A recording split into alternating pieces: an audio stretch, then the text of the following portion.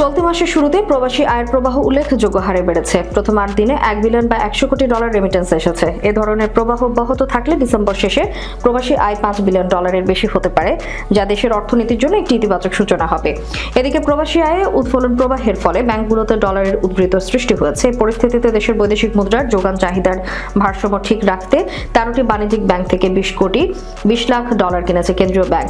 Multiple price auction পদ্ধতিতে অনুষ্ঠিত এ ক্রয় ডলারের এক্সচেঞ্জ রেট ছিল প্রতি ডলার 122 টাকা 27 থেকে 122 টাকা 29 পয়সা।